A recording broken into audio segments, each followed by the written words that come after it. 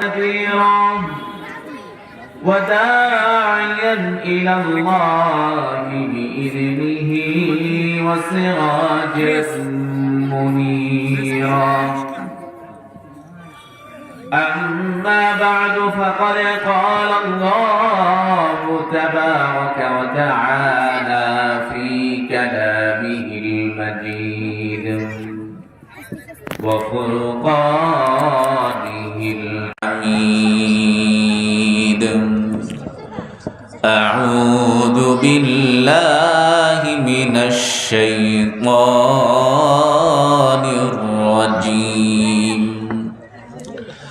بسم الله الرحمن الرحيم. وقضى ربك ألا تعبدوا إلا إياه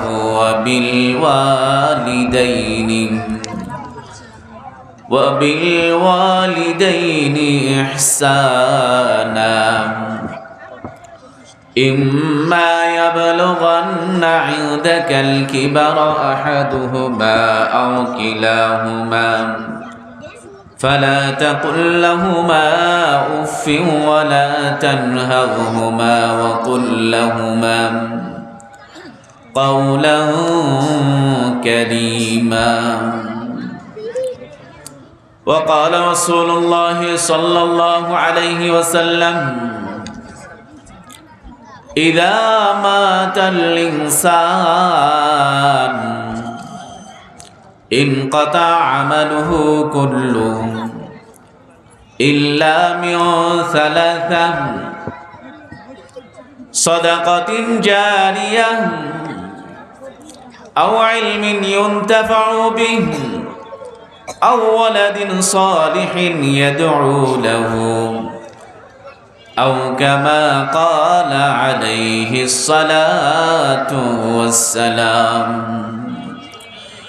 صدق الله العظيم وصدق رسوله النبي الكريم ونحن على ذلكما من الشاهدين والشاكرين والحمد لله رب العالمين.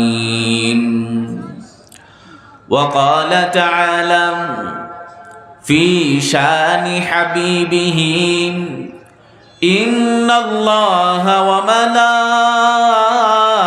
وملائكته يصلون على النبي يا أيها الذين آمنوا صلوا عليه وسلموا تسليما. সবাই মুহাব্বতের সাথে দুরূদ পড়ি। আল্লাহুম্মা সাল্লি আলা মুহাম্মাদিন ওয়া আলা আলি মুহাম্মাদ কামা সাল্লাইতা আলা ইব্রাহিম ওয়া আলা আলি ইব্রাহিম ইন্নাকা হামিদুম মাজিদ। اللهم بارك على محمد وعلى آل محمد كما باركت على إبراهيم وعلى آل إبراهيم إنك حميد مجيد. মারকাজুল হিকমা দারুল উলুম মাদ্রাসা ও ইতিমখানা এবং বাইতুল জান্নাত জামে মসজিদের হাফেজ ছাত্রদের দস্তারবন্দি উপলক্ষে বার্ষিক ওয়াজ মাহফিলের আজকের মঞ্চের সভাপতি মুআজ্জাজ উলামায়ে কেরাম এবং দূর দূরান্ত থেকে আগত মুসল্লিয়ানে কেরাম এবং পর্দার আড়ালে আমার মা ও বোনেরা, সর্বপ্রথম মহান রব্বুল আলামিনের দরবারে শুকরিয়া আদায় করি, কৃতজ্ঞতা জানাই যে মহান রব্বুল আলামিন এখানে আসার মতো, বসার মতো, দিনই কিছু কথাবার্তা শোনার মতো তৌফিক আমাদেরকে দিয়েছেন। এজন্য সর্বপ্রথম বলি আলহামদুলিল্লাহ। মুহতারাম হাজিরিন, আমি আজকে আপনাদের সামনে মা বাবার হক নিয়ে কিছু কথাবার্তা বলবো। কার হক? মা বাবার হক। তা আগের থেকে এই জিনিসটা স্পষ্ট করে নিলাম, যাতে করে বিষয়টা সামনে কি আলোচনা হবে মনের মধ্যে যাতে ভালোভাবে বসাতে পারি, আমল করতে পারি। এমন যেন না হয় ওয়াজ শুনলাম, এক কান দিয়ে ঢুকাইলাম, আরেক কান দিয়ে বের করে দিলাম, আর ফজরের নামাজ মা, এরকম যেন না হয়। আসছি, শুনবো, যা শুনবো তার উপর আমল করার চেষ্টা করবো ইনশাআল্লাহ। তা আমি মা বাবার হক, হক কথাটা এই জন্য বললাম, হক হলো দুই ধরনের। কয় ধরনের? দুই ধরনের। এক নম্বর হলো আল্লাহর হক, যেটাকে আরবিতে বলা হয় হাক্কুল্লাহ। দুই নম্বর হলো বান্দার হক, যেটাকে বলা হয় হাক্কুল ইবাদ।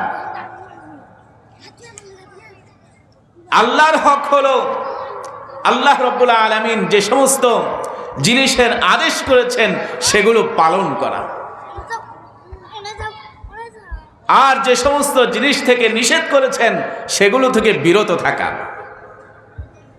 আল্লাহ বলেছেন নামাজ পড়ো, আল্লাহ বলেছেন রোজা রাখো, আল্লাহ বলেছেন যাদের সামর্থ্য রয়েছে, নেশাব রয়েছে, তারা যাকাত আদায় করো।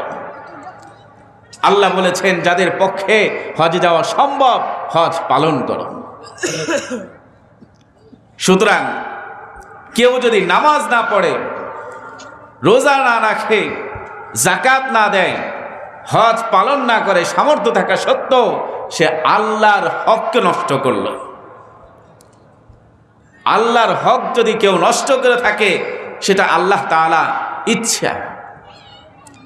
আল্লাহ ইচ্ছা করলে শাস্তি দিতে পারেন, আবার যদি দয়া করেন, মায়া করেন, বান্দা যদি ওভাবে ক্ষমা চায় আল্লাহর কাছে, তাহলে আল্লাহ মাফও করে দিতে পারেন। বলেন সুবহানাল্লাহ। কিন্তু বান্দার হক ভয়াবহ জিনিস, মারাত্মক পর্যায়ের জিনিস। কারণ এই হক বান্দা যদি না মাফ করে, আল্লাহ তাআলা কোনোদিনও মাফ করবেন না। বান্দার উপর ছেড়ে দিয়েছে। অনেকে আছে না, মানুষের জায়গা জমিন দখল করে নেয়, আছে কিনা এরকম? মানুষের বাড়িতে চুরি ডাকাতি করে, আছে কিনা এরকম? যার জমি দখল করা হয়েছে, যার টাকা পয়সা আত্মসাৎ করা হয়েছে, ছিনতাই করা হয়েছে, ডাকাতি করা হয়েছে, ওই লোক যদি না মাফ করে, কাল কিয়ামতের দিন ওই ব্যক্তি একটু সামান্য পর্যন্ত আগাইতে পারবে না। আল্লাহ তাআলা বান্দার উপরে ছেড়ে দিবেন। হাদিসের মধ্যে আল্লাহ রাসূল সাল্লাল্লাহু আলাইহি ওয়াসাল্লাম সাহাবায়ে কেরাম রাদিয়াল্লাহু তাআলা আনহুমকে জিজ্ঞাসা করলেন, আতাদরুনা মানিল মুফলিস? ওগো আমার সাহাবা, তোমরা কি জানো সত্যিকারের অসহায় নিঃস্ব ব্যক্তি কে? মিসকিন, অসহায়, সত্যিকারের অসহায়কে তোমরা কি জানো? তারা আমরা হলে কি বলতাম? যার খাওয়া দাওয়ার ব্যবস্থা নাই, থাকার ব্যবস্থা নাই, কোনো টাকা পয়সা নাই, সে হল কি প্রকৃত অসহায়। সাহাবায়ে কেরাম রাদিয়াল্লাহু তাআলা আনহুম সেটাই জবাব দিয়েছেন। আল মুফলিসু ফিনা মাল্লা দিনার ওয়ালা দিরহাম মাল্লা দিরহাম ওয়ালা মাতা। প্রকৃত অসহায় হলো ওই ব্যক্তি যার কোনো দিনার দিরহাম নাই, যার কোনো বাঁচার কোনো উপায় উপকরণ নাই, সেই হলো প্রকৃত অসহায়। আল্লাহ রাসূল সাল্লাল্লাহু আলাইহি ওয়াসাল্লাম সাহাবায়ে কেরাম রাদিয়াল্লাহু তাআলা আনহুমকে বললেন, ওগো আমার সাহাবা, তোমরা বুঝতে পারো নাই, প্রকৃত অসহায়, প্রকৃত মিসকিন, প্রকৃত নিঃস্ব হলো ওই ব্যক্তি আল্লাযী ইয়াতি বিসসালাতি ওয়াজ যাকাত ওয়াস সাওম ইয়াউমাল কিয়ামাহ। যে ব্যক্তি কিয়ামতের দিন নামাজ, রোজা, যাকাত এরকম বড় বড় নেকি নিয়ে আসবেন, কিন্তু ওই লোকটার কাছ থেকে কিয়ামতের দিন অন্য মানুষগুলো তার ওই আমল নামা থেকে আমলগুলো ছিনিয়ে নিয়ে তাকে নিঃস্ব করে দিবেন, সেই হলো সবচেয়ে বড় নিঃস্ব।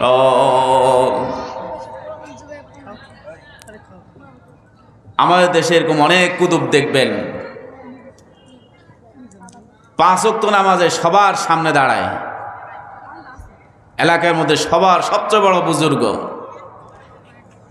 দান সৎকা একদম এলাকার মধ্যে সমাজের মধ্যে প্রসিদ্ধ সমাজ সেবক, মাদ্রাসার মধ্যে বড় বড় বিল্ডিং দান করে,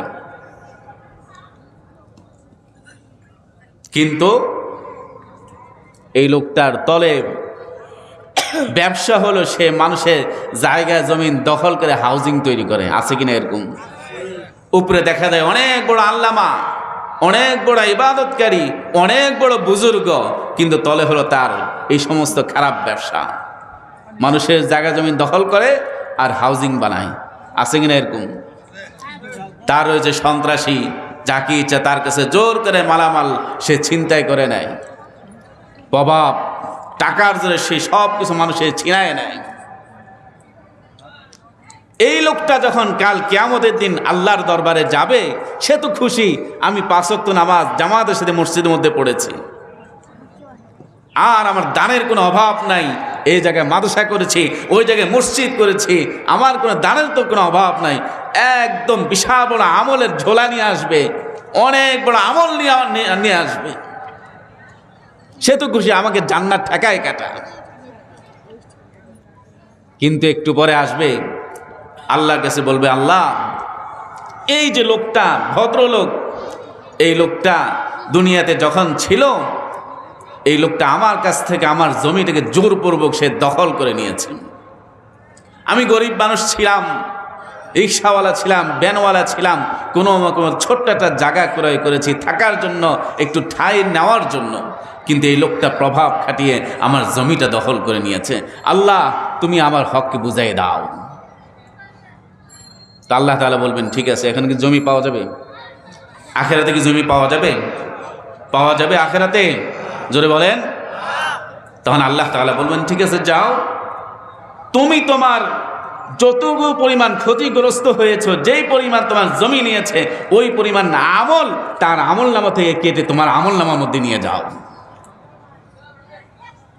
আরেকজন আসবে, আল্লাহ, এই লোকটা অনেক প্রভাব ছিল, সে প্রভাব খাটিয়ে আমার ঘরবাড়ি দখল করে নিয়েছে, আমার অনেক সম্পত্তি ব্যবসা প্রতিষ্ঠান ছিল সব সে দখল করে নিয়েছে, ভোগ করেছে। আল্লাহ, তোমার কাছে বিচার দিলাম, আমার হককে বুঝিয়ে দাও। আল্লাহ বলবেন, ঠিক আছে, তার কাছ থেকে নাও। ওই লোকটা তখন তার কাছ থেকে আবার আমল নামার মধ্যে হাত দিয়ে তার যতটুকু পরিমাণ ক্ষতিগ্রস্ত হয়েছে অতটুকু পরিমাণ সে আবার নিয়ে যাবে। এভাবে আরেকজন আসবে, আল্লাহ, এই লোকটা আমার বিরুদ্ধে গীবত করেছে, শেকায়াত করেছে, বদনাম করেছে, আল্লাহ, আমার মান ইজ্জত সম্মান সে নষ্ট করেছে। আল্লাহ বলবেন, তোমার যতটুকু ক্ষতি করেছে তার ততটুকু পরিমাণ তুমি আমল নামা থেকে নিয়ে যাও। এভাবে যখন একে একে সবাই আসবে, এক পর্যায়ে এই লোকটার আমলনামা পুরাই খালি হয়ে যাবে। বলেন তো দেখি, আখেরাতে যদি আমল না থাকে জান্নাত পাওয়া যাবে? জোরে বলেন, জান্নাত পাওয়া যাবে? তাহলে জান্নাত পাইতে হলে কি লাগবে? আমল লাগবে। কি লাগবে? এরপরও যখন লোক আসবে, আল্লাহ আমার তো হক এখনো বাকি রয়ে গেছে, এখন তার কোনো আমল নেই, আল্লাহ বলবেন একটা কাজ করো, তুমি যে গুনাহ করেছো ওই গুনার বড় একটা অংশ তার আমল নামার মধ্যে দিয়ে দাও। বলেন নাউযুবিল্লাহ। মানে এবার সে অন্যের বোঝা গ্রহণ করতেছে, কত বড় হতভাগ্য। তা আল্লাহ রাসূল সাল্লাল্লাহু আলাইহি ওয়াসাল্লাম বলেন, এই হলো সবচেয়ে বড় নিঃস্ব, সবচেয়ে বড় অসহায়, যে কিয়ামতের দিন এত আমল নেওয়া সত্ত্বেও সে নিঃস্ব হয়ে যাবে। এই হলো সবচেয়ে বড় অসহায়। আল্লাহ আমাদের সবাইকে হেফাজত করুন, বলুন আমিন। যদি এরকম কারো হক আমরা আটকিয়ে রাখি, দখল করে রাখি, আল্লাহর রস্তে আজকে এই মাহফিল থেকে উঠেই আমরা নিয়ত করব প্রত্যেকে তার প্রত্যেকের হককে বুঝিয়ে দেব ইনশাআল্লাহ। কারণ জীবনও কোনো দিন দখল করে কোনো কিছু খাবো, অন্যের জিনিস কখনো অন্যায়ভাবে ভোগ করব না ইনশাআল্লাহ। তো দেখেন হকের কথাটা কেন বললাম, মা বাবা সন্তানের কাছ থেকেও কিন্তু এটা হক পায়। মা বাবা যখন বুড়ো হয়ে যায়, কিছু মা বাবার চাহিদা থাকে যে সন্তান আমার খেদমত করবে, আমাকে লালন পালন করবে। আমি তাকে ছোটবেলা দেখেছি, ছোটবেলা লালন পালন করেছি, সব কিছু করেছি। আমি যখন বুড়া হয়ে গিয়েছি, আমার একটা সন্তানের উপর অধিকার রয়েছে খেদমত করার। সন্তান যদি খেদমত না করে, কাল কিয়ামতের দিন ওই মা বাবা সন্তানের বিরুদ্ধে মামলা করে, ঠিক ওই পরিমাণ আমলনামা সন্তানের আমলনামা থেকে ওই সওয়াব তার মা বাবার নিজের আমলনামার মধ্যে নিয়ে আসবেন। এখন বলতে হবে মা বাবা কাল কিয়ামতের দিন এতটা ভয়াবহ হবে, এত ভয়াবহ হবে, এতটা ভয়াবহ হবে, সেদিন মা তার ছেলেকে চিনবে না, বাপ তার ছেলেকে চিনবে না, ছেলে বাবাকেও চিনবে না, ভাই ভাইকে চিনবে না। এটা আমার কথা নয়, কুরআনে কারীমের কথা। ইয়াউমা ইয়াফিরুল মারউ মিন আখিহি, সেদিন মানুষ তার ভাইকে চিনবে না, পলায়ন করবে। ওয়া উম্মিহি, মাকেও চিনবে না। ওয়া আবিহি, বাপকেও চিনবে না। ওয়া সাহিবাতিহি, স্বামী তার স্ত্রীকেও চিনবে না। একটা নেকির জন্য যদি আটকে যায়, স্ত্রী যদি স্বামীর কাছে গিয়ে বলে, স্বামী আমার জীবদ্দশায় থাকতে কত খেদমত করেছি, কত সম্পর্ক ছিল, আজকে একটা নেকির জন্য আটকা পড়েছি, দয়া করে আমাকে একটা নেকি দাও। স্বামী বলবে, আমি তো আজকে তোমাকে চিনি না। ওয়াবানি, বাপ বিপদে পড়ে যাবে, সন্তানদের কাছে চাইবে আমাকে একটা নেকি দাও, সন্তান বলে বাপকে আমরা চিনি না। সেদিন প্রত্যেকে নিজস্ব আমলনামা নিয়ে না নিয়ে গেলে কোনো উপায় নাই। তা আল্লাহ রাব্বুল আলামিন বান্দার উপরে, সন্তানের উপরে মা বাবার কি হক দিয়েছেন, কুরআনে কারীমের বনি ইসরাইলের আয়াতের মধ্যে আল্লাহ রাব্বুল আলামিন বান্দার প্রতি দুইটা নির্বাহী আদেশ জারি করেছেন। বান্দা, এই দুইটা কাজ তোদেরকে করতেই হবে, এর বিকল্প করার তোমাদের কোনো সুযোগ নাই। وَقَضَى رَبُّكَ أَلَّا تَعْبُدُوا إِلَّا إِيَّاهُ,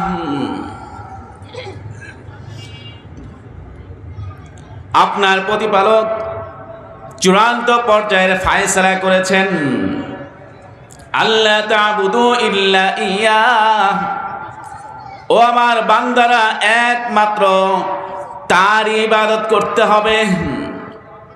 একমাত্র কার ইবাদত করতে হবে বলেন? আমরা খাই কার? জোরে বলেন, খাই কার? রিজিকের ব্যবস্থা করেন কে? সকালবেলা সূর্য উদিত করেন কে? আবার বিকালবেলা সূর্য অস্ত করেন কে? আমাদেরকে নিঃশ্বাসের ব্যবস্থা করে দিয়েছেন কে?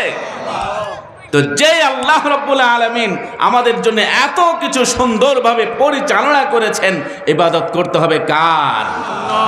একমাত্র আল্লাহ রাব্বুল আলামিনের ইবাদত করতে হবে, অন্য কারো উপাস্য ইবাদত করার কোনো সুযোগ নাই। 2 নম্বর, ওয়াবিল ওয়ালিদাইনি ইহসানা, মা বাবার প্রতি ইহসান করো। প্রথম আদেশ কি বলছে? আল্লাহর হক, যে একমাত্র আমার হক হলো আমার ইবাদত করতে হবে, অন্য কারো রাম বাম কারো ইবাদত করা চলবে না। আর দ্বিতীয় নম্বর হলো মা বাবার হক, মা বাবার প্রতি তোমাদেরকে ইহসান করতে হবে। তো ইহসান কি জিনিস আল্লাহ রাব্বুল আলামিন সেটা সুন্দর ব্যাখ্যা দিয়ে দিচ্ছেন সামনের আয়াতের মধ্যে। ইম্মা ইয়াবলুগান্না ইনদাকাল কিবারা আহাদুহুমা আও কিলাহুমা ফালা তাকুল লাহুমা উফফিন ওয়ালা তানহারহুমা ওয়া কুল লাহুমা কাওলান কারীমা। মা বাবার যদি দুইজনের একজন বৃদ্ধ হয়ে যায়, বুড়ো বয়সে উপনীত হয়, আও কিলাহুমা অথবা দুইজনে বৃদ্ধ বয়সে উপনীত হয়ে যায়। অনেক সময় বৃদ্ধ বয়সে উপনীত হলে মাথা ব্রেন ঠিক থাকে না। মা বাবার অনেক সময় বৃদ্ধ হয়ে গেলে ব্রেন ঠিক থাকে না, শুধু শুধু অনেক সময় বকাবাদ্য করে না, কোনো কারণ নাই, কিচ্ছু নাই, সামান্য দিক সেদিক হলে শুধু কি বকাবাদ্য করে। সন্তানের কাছে খুব বিরক্ত লাগে, কি ব্যাপার, কোনো কিছু করলাম না, অন্যায় করলাম, তারপরেও খালি মা বাবা সারাদিন খালি গেলে বকাবাদ্য করে। হয় না এরকম?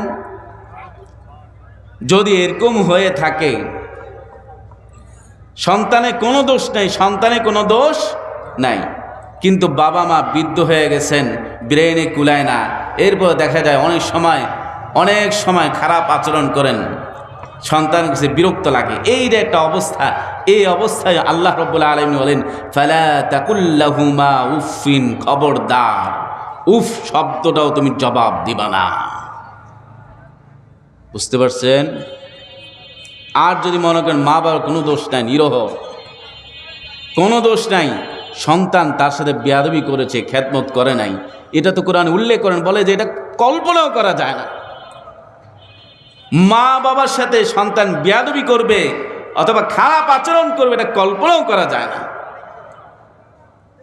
এটাই বলছে ফালা তাকুল লাহুমা উফ, উফ শব্দটাও বলো না, ওয়ালা তানহারহুমা, খবরদার ধমক দিয়ে তাদের সাথে কোনো কথা বলো না। ওয়া কুল লাহুমা কাওলান কারীমা, মা বাবার সাথে সুন্দরভাবে কথা বলো। তাহলে কোরআনের নির্দেশ কি? মা বাবার সাথে নরম ভাষায়, সুন্দর ভাষায় কথা বলো, বুঝিয়ে বলো, মা বাবা বুঝবেন। তো ইহসানের আরো অর্থ করছেন আল্লাহ রাব্বুল আলামিন, ওয়াখফিদ লাহুমা জানাহায যুল্লি মিনার রাহমান وقل رب ارحمهما كما ربياني صغيرا। আল্লাহ রাব্বুল আলামিন সন্তানদেরকে আদেশ করছেন, তোমরা তোমাদের দয়ার ডানাগুলো মা বাবার জন্য বিছিয়ে দাও। দয়ার ডানা, এটা আবার কিভাবে? ছোট্টটা উদাহরণ দেই। মুরগি যখন বাচ্চাদেরকে নিয়ে চড়ে, উপর থেকে যখন কোনো চিল অথবা কাক আসে, তখন মুরগি কি করে? একটা সংকেত দেয়, আর ডানাগুলো কি করে? উঠিয়ে দেয়। আর সবগুলো বাচ্চা তখন সাথে সাথে কোথায় আশ্রয় নেয়? মুরগির ডানার নিচে আশ্রয় নেয়। আর মা তখন সুন্দরভাবে ওই সন্তানগুলোকে আগলে রাখে। কথা বলেন ঠিক কিনা? মুরগি বোঝাতে চাচ্ছেন তুমি আমার ডানা ছিঁড়ে নিতে পারো, কিন্তু তোমার হাতে আমি আমার সন্তানদেরকে তুলে দিতে পারি না, আমার ডানা ছিঁড়ে যাক। আল্লাহ রাব্বুল আলামিন এটাই বোঝাতে চেয়েছেন, এই সন্তান তোরাও তোদের বাবা মার এমনভাবে খেদমত কর, এমনভাবে তাদের প্রতি মায়া দয়া কর, তোমাদের জীবন ক্ষয় হয়ে যেতে পারে, তারপর সেদিকে তোমাদের যেন ভ্রুক্ষেপ না থাকে, সর্বোচ্চ পর্যায়ে যে খেদমতটা করার সেটাই তোমরা করে যাও। এরপরে এই তো গেল দুনিয়ার খেদমত। আমরা মনে করি যে মা বাবা মারা গেছেন, খেদমত করছে, অনেক খেদমত করছে, মারা গেছেন, কবরে চলে গেছেন, বাস এখন মা বাবার খেদমত শেষ, এরকম মনে করি না? সর্বোচ্চ কি করি? 4 দিনে কি করে একটা 40 দিনে একটা কি করি 40 করে, বাস বাপের কাজ কি শেষ, মায়ের কাজ কি শেষ। আল্লাহ বলে যে তোমার দায়িত্ব এখন নতুন করে শুরু হয়ে গেছে। وَقُلْ رَبِّ ارْحَمْهُمَا كَمَا رَبَّيَانِي صَغِيرًا। আল্লাহ বলেন বান্দা সবসময় বলো রব্বির হামহুমা কামা রব্বায়ানি সগীরা। আল্লাহ, মা বাবা কবরের মধ্যে শুয়ে রয়েছেন, তুমি তাদেরকে রহম করো, যেমন তারা ছোট্ট কালে আমাকে রহম করেছে, লালন পালন করেছে, সুন্দরভাবে আমার সকল ব্যবস্থাপনা করেছে, আল্লাহ তুমি তাদের প্রতি এরকম দয়া করো। আল্লাহ শিখিয়ে দিচ্ছে বান্দা, মা বাবা যখন দুনিয়াতে থেকে চলে যায়, তোমরা তাদের জন্য সেবা তখনও বন্ধ হয় নাই, বরং তোমরা এখন তোমরা জীবিত আছো আর মা বাবা কবরের মধ্যে শুয়ে আছে, ততদিন পর্যন্ত তোমরা সব রেসানি সব তাদের আমলনামার মধ্যে পৌঁছাইতে থাকো। এই সন্তান যখন দোয়া করে, এই দোয়া পৌঁছাই দেন কে? জোরে বলেন, পৌঁছাই দেন কে? আল্লাহ। হাদিসের মধ্যে রয়েছেন, ইদা মাতাল ইনসান, মানুষ যখন মারা যায়, ইনকাতা আমালু কুল্লুহু, প্রত্যেকটা মানুষের আমল, সব আমল তখন বন্ধ হয়ে যায়, ইল্লা মিন সালাসা, 3টা আমলও তখন মৃত্যুর পরও তার আমল নামার মধ্যে পৌঁছতে থাকে। বলেন সুবহানাল্লাহ। 1 নম্বর হলো সাদাকাতিন জারিয়া, সদকায়ে জারিয়া, এমন কিছু দানের ব্যবস্থা করে দেওয়া যে দান আজীবন মানুষ ভোগ করতে থাকে। বলেন সুবহানাল্লাহ। এক এলাকার মধ্যে মসজিদ নাই, নামাজ পড়ার মতো কোনো ব্যবস্থা নাই, আপনি একটা মসজিদ তৈরি করে দিলেন। যতদিন মানুষ এই মসজিদের মধ্যে নামাজ পড়বে, ওই পরিমাণ যত মানুষ নামাজ পড়ে, যত রাকাত পড়বে, ওই তত রাকাত সম পরিমাণ সব পৌঁছাই দেবেন কে? আল্লাহ। এই লোকটা যদি মারা যায়, কবরও যায়, আর কিয়ামত পর্যন্ত মানুষ যদি ওই মসজিদের মধ্যে নামাজ পড়ে, কিয়ামত পর্যন্ত সব পৌঁছাই দেবেন কে? আল্লাহ। আরো জোরে বলেন কে? আল্লাহ। একমাত্র আল্লাহ রাব্বুল আলামিন। শুধু মসজিদ, কেউ যদি মাদ্রাসাও এরকম বিশাল বড় একটা বিল্ডিং তৈরি করে দিল, তালেবে ইলম, হাফেজে কোরআন, যারা কোরআন শিখে, যারা ইলমি দ্বীন শিক্ষা করে, ওই ছাত্রগুলো যতদিন ওই বিল্ডিংয়ের মধ্যে, ভবনের মধ্যে কোরআন তেলাওয়াত করবে, কিতাব পড়বে, ততদিন পর্যন্ত সব পৌঁছাই দিবেন কে? জোরে বলেন কে? আল্লাহ। শুধু মসজিদ মাদ্রাসা, এলাকার মধ্যে গেলেন, মরুভূমি, পানির সংকট, আপনি সুন্দর একটা সুপেয় পানির কল গাড়িয়ে দিলেন, যতদিন মানুষ খেয়ে দোয়া করবে ততদিন পর্যন্ত সব পৌঁছাই দিবেন কে? আল্লাহ। শুধু তাই নয়, আপনি বিভিন্ন জায়গায় ফল ফলাদি গাছ লাগিয়ে দিয়েছেন, অথবা ছায়াদার গাছ লাগিয়ে দিয়েছেন, মুসাফির এসে গাছের নিচে আশ্রয় গ্রহণ করে একটু আরাম নেয়, এই যে আরাম নিল আর ভিতর থেকে যেটা দোয়া বের হলো, এই দোয়াটা পৌঁছাই দেন কে? তাহলে 1 নম্বর গেল কি? সাদকায়ে জারিয়া। 2 নম্বর হলো আও ইলমিন ইউনতাফাউ বিহি, এমন ইলম যে ইলম দ্বারা মানুষের ফায়দা হয়। আমি একজনকে কোরআন শিখাইলাম, একজন আবার 10 জনকে কোরআন শিখাইল, আবার 10 জন আবার 100 জনকে কোরআন শিখাইল। প্রত্যেকটা কোরআন শিখানোর সওয়াব আমল নামার মধ্যে পৌঁছাই দিবেন কে? ঠিক তেমনি ভাবে 3 নম্বর সদকা হলো সন্তান যখন মা বাবার জন্য দোয়া করে, যতদিন দোয়া করবে ততদিন পর্যন্ত ওই দোয়া পৌঁছাই দিবেন কে? আওয়ালাদিন সালিহিন ইয়াদউ লাহু, এমন ছেলে যে তার জন্য মৃত্যুর পরে দোয়া করতে থাকে। বুঝতে পেরেছেন? তাহলে ছেলে যখন দোয়া করে, দোয়ার ব্যবস্থা রাখে, ভিতর থেকে সব যখন মা বাবা খুশি হন, কতটা খুশি লাগে যে মা বাবা এত কষ্ট করেছেন, এত কিছু করেছেন। ওই মা বাবা যদি কবরের মধ্যে থাকেন আর যদি সন্তানের অপেক্ষা রাখে যে সন্তান কখন আমার জন্য একটা সওয়াবের ব্যবস্থা করবে,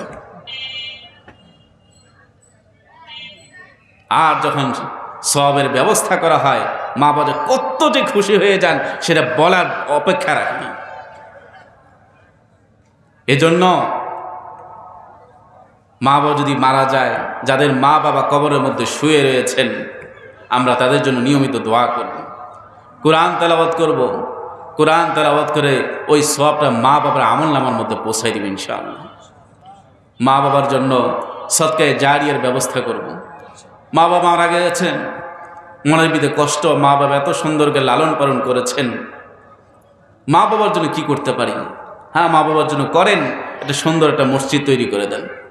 যতদিন মানুষ নামাজ পড়বে ওই সওয়াবটা আল্লাহ রাব্বুল আলামিন মা বাবা কবরের মধ্যে পৌঁছাই দেবেন। এটা মাদ্রাসার ভবন তৈরি করে দেন, যতদিন পর্যন্ত পড়ালেখা করবে, ইলমে দ্বীন শিক্ষা করবে, কোরআন হিফজ করবে, ততদিন পর্যন্ত ওই সওয়াবটা মা বাবার আমলনামার মধ্যে পৌঁছাই দেবেন কে? মনে রাখবেন 3 জনের দোয়া। কয়জন? জোরে বলেন কয়জন? 3 জনের দোয়া। এই 3 জনের দোয়া আল্লাহর কাছে করতে দেরি সাথে সাথে কবুল হয়ে যায়। বলেন সুবহানাল্লাহ। এই 3 দোয়ার মধ্যে কোনো মাধ্যম থাকে না, সরাসরি আল্লাহর কাছে পৌঁছায় যায়। শুধু পৌঁছায় না, কবুল হয়ে যায়। বলেন সুবহানাল্লাহ। সালাসু দাওয়াতিন মুস্তাজাবাত লা শাক্কা ফীহিন্না, 3 ব্যক্তির দোয়াকে আল্লাহ কবুল করে নেন। এই দোয়াগুলোর মাঝে কবুল হওয়ার মাঝে কোনো সন্দেহ নাই। দাওয়াতুল মুসাফির, 1 নম্বর হলো মুসাফিরের দোয়া। যারা সফর করে তারা যখন দোয়া করে ওই দোয়াকে কবুল করে নেন কে? জোরে বলেন কে? 2 নম্বর হলো দাওয়াতুল মাজলুম, মজলুম যখন জুলুমের শিকার হয়, জালিমের বিরুদ্ধে যখন দোয়া করে ওই দোয়া কবুল করেন কে? মজলুম যখন দোয়া করবে সাথে সাথে সেটা কবুল হয়ে যায়। কারো প্রতি জুলুম করবেন? করবেন? বলেন করবেন? ওই মজলুম যখন হাত তুলবে আল্লাহর কাছে আর যখন অনুযোগ জানাবে, অভিযোগ জানাবে, নিজের কষ্টের কথা জানাবে, বদদোয়া করবে, ওই বদদোয়া সাথে সাথে লেগে যাবে। আল্লাহ আমাদেরকে হেফাজত করুন, বলেন আমিন। 3 নম্বর হলো দাওয়াতুল ওয়ালিদ লিওয়ালাদি আলা ওয়ালাদি, বাবা বা সন্তানের জন্য দোয়া করা কবুল করে নেন কে? জোরে বলেন কে? ভালো দোয়া করলো সেটাও কবুল করে নেন কে? আবার বদদোয়া করলে সেটাও কবুল করে নেন কে? এজন্য মা বাবার সাথে কোনো খারাপ ব্যবহার করা যাবে? মা বাবার মুখ দিয়ে যদি খারাপ একটু কথা বের হয়ে যায়, বদদোয়া বের হয়ে যায়, আল্লাহ না করুক, সেটা কিন্তু বাস্তবায়ন হয়ে যাবে। আল্লাহ আমাদেরকে হেফাজত করুন, বলুন আমিন। মা বাবা খুশি তো আল্লাহ খুশি, মা বাবা খুশি তো, আর মা বাবা বেজার তো আল্লাহ নারাজ। এটা আমার কথা, হাদিসের কথা, রাসূলের কথা। রিদার রব্বি ফি রিদাল ওয়ালিদাইন ওয়া সাখাতুর রব্বি ফি সাখাতিহিমা।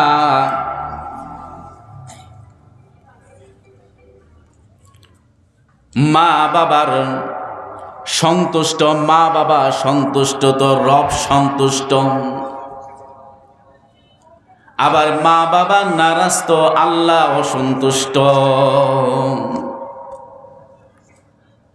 পিছনের দিকে এরকম হয়েছে, মা বাবার খেদমত করে আল্লাহ তাআলা সন্তুষ্ট আদায় করেছেন, এর বিনিময়ে আল্লাহ রাব্বুল আলামিন বড় ধরনের বিপদ থেকে রক্ষা করেছেন, বলেন সুবহানাল্লাহ।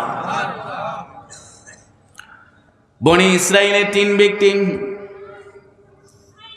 প্রচন্ড বৃষ্টির সময় পাহাড়ের গুহার মধ্যে আশ্রয় নিয়েছেন। আমরা যারা চিটাগাং গিয়েছি বা পাহাড়ি এলাকার মধ্যে গিয়েছি, দেখবেন যে বড় বড় বিশাল বড় বড় পাথর কিন্তু পাহাড়ের মধ্যে ঝুলে থাকে, অনেক বড় বড় পাথর। এগুলো মনে করেন 20 জন 30 জন 40 জন ঠেকায় কিন্তু পারবে না, এত বড় বড় পাথর। এরকম একটা পাথর এসে উপর থেকে গড়াইতে গড়াইতে ওই মুখটা বন্ধ হয়ে যায়। 3 জন মিলে এবার ভালোভাবে ধাক্কানোর চেষ্টা করেন, কিন্তু কারো পক্ষে ঠেকানো সম্ভব হয় নাই। ভিতরে অন্ধকার হয়ে যায়, অক্সিজেন সংকট লাগে। 3 জন যখন চেষ্টা করে পারে নাই, তখন তারা নিজেদের মধ্যে পরামর্শ করেন, এই পাথর সরানোর ক্ষমতা তো আমাদের নাই, আছে কার? জোরে বলেন, আছে কার? চলো আমরা আমাদের সবচেয়ে ভালো কাজগুলো আল্লাহর কাছে উপস্থাপন করি আর দোয়া করি, হয়তো আল্লাহ রাব্বুল আলামিন খুশি হয়ে আমাদের থেকে পাথরটাও সরাই দিতে পারেন। তো প্রথম ব্যক্তি আল্লাহর কাছে দোয়া করলো, আল্লাহ মা বাবার খেদমত করতাম, সকালবেলা পশুগুলো চড়াইতে নিয়ে যেতাম, সন্ধ্যা হলে ফেরত নিয়ে আসতাম, দুধ দহন করে সর্বপ্রথম বাবা মাকে খাওয়াইতাম, এরপরে আমার পরিবার পরিজনকে খাওয়াইতাম। একদিন আমি পশুগুলো চড়াইতে চড়াইতে অনেক দূরে চলে যাই, গভীর রাত্র হয়ে যায়, ফিরতে ফিরতে এসে দেখি মা বাবা ঘুমিয়ে গিয়েছেন। আমি তাড়াতাড়ি করে দুধ দহন করে মা বাবার কাছে গেলাম, গিয়ে দেখি মা বাবা ঘুমিয়ে পড়েছেন। আমি সারা রাত মা বাবার মাথার সামনে দাঁড়িয়েছিলাম, কখন বাবা মা উঠবে আর আমি তাদেরকে খাওয়াবো। আমি সারা রাত দাঁড়িয়েছিলাম, আমার সন্তানরা ক্ষুধার চোটে সহ্য না করতে পেরে আমার পায়ে পড়ছিল, কিন্তু আমি কখনো তাদের প্রতি ভ্রুক্ষেপ করি নাই। বাবা মা ভোরবেলায় উঠেছেন, এরপরে আমি তাদেরকে খাইয়ে এরপরে আমি আমার সন্তানদের খাওয়াইছি। আল্লাহ, তোমার কাছে যদি আমার এই আমলটা পছন্দনীয় হয়ে থাকে, আজকে আমাকে এই বিপদ থেকে উদ্ধার করে দাও। সত্যি সত্যি আল্লাহ রাব্বুল আলামিন পাথর থেকে সামান্য সরাই দিয়েছেন। দ্বিতীয় ব্যক্তি দোয়া করলো, আল্লাহ আমি আমার চাচাতো বোনের প্রতি আসক্ত ছিলাম, গরিব ছিলাম। চাচাতো বোনকে যখন কুপ্রস্তাব দেওয়া হয় দেই, সে আমাকে একটা শর্ত দিয়ে দেয়।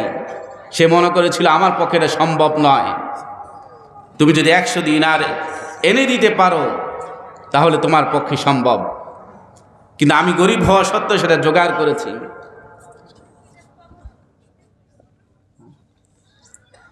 গরিব হওয়া সত্ত্বেও সেটা জোগাড় করেছি। কিন্তু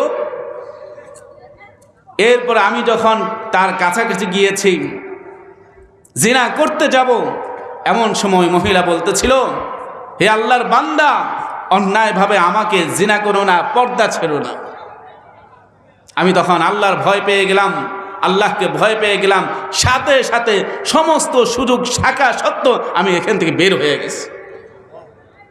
আল্লাহ, এই কঠিন মুহূর্তে যে আমলটা করেছি তোমার কাছে যদি পছন্দ হয়ে থাকে, আল্লাহ তুমি যদি খুশি হয়ে থাকো, সাথে সাথে আমার থেকে পাথরটাকে সরিয়ে দাও।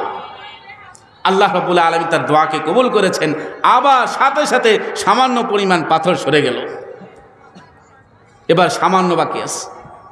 আরেকজন দোয়া করলো, আল্লাহ, আমি একজন শ্রমিককে খাটিয়েছিলাম, সে বেতন না নিয়ে চলে যায়, সামান্য পরিমাণ পারিশ্রমিক ছিল।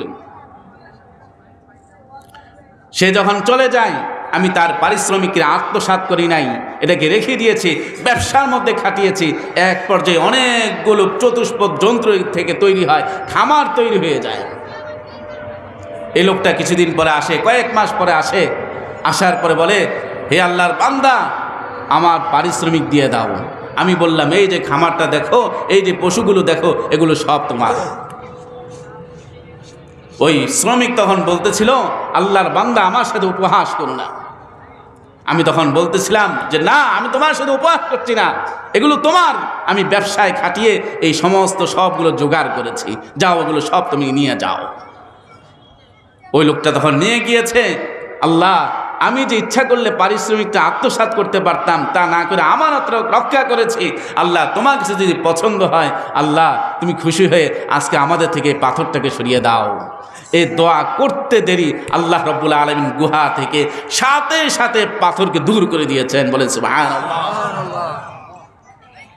যাই হোক, আজকে আলোচনা থেকে এতটুকু বোঝা গেল, আমরা কখনো মা বাবার সাথে কোনো বেয়াদবি করব না। আজকে থেকে আমরা শপথ করব, মা বাবার সর্বোচ্চ পরিমাণ খেদমত আমরা করে যাব ইনশাআল্লাহ। আল্লাহ রাব্বুল আলামিন আমাদেরকে আমল করার তৌফিক দান করুন। ওয়া আখিরু দাওয়ানা আনিল হামদুলিল্লাহি রাব্বিল আলামিন।